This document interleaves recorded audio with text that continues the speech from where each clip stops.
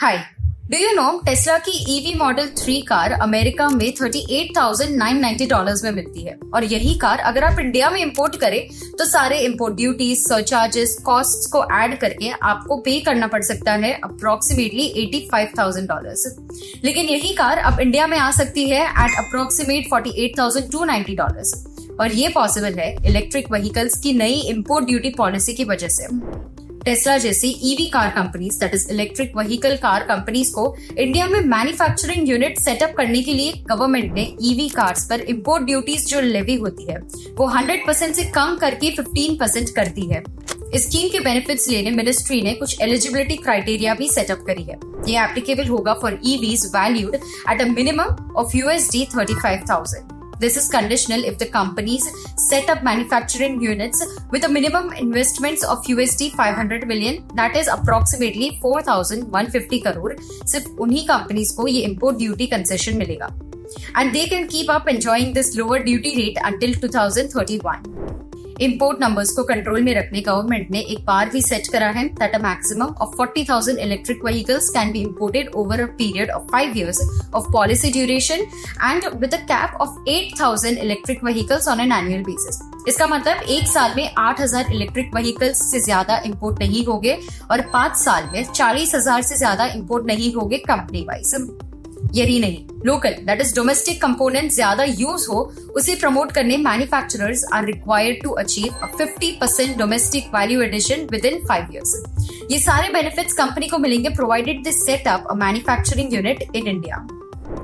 अब हम सब जानते हैं दैट टेस्ला काफी सालों से इंडियन मार्केट में एंट्री करने ट्राई कर रहा है, and with this reduced import duties and incentives for local manufacturers, India is becoming an attractive market for EV giants. लेकिन इंटरनेशनल प्लेयर्स की एंट्री से क्या डोमेस्टिक पैसेंजर व्हीकल कंपनीज की स्पीड कम होगी?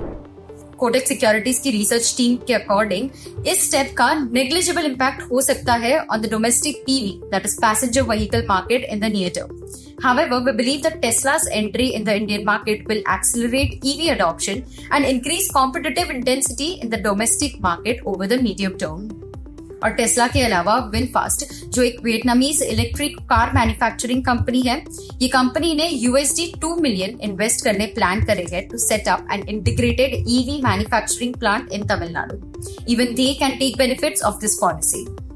Though the Indian EV market is on rise, EV penetration India में approximately 2% है, which is lower than the Asian average of 17.3%. This means that India holds a huge opportunity for the EV manufacturers.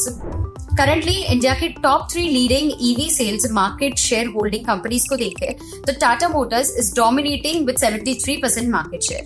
MG Motors stands second at 11.5% market share and Mahindra comes third with 5.3% market share followed by other companies.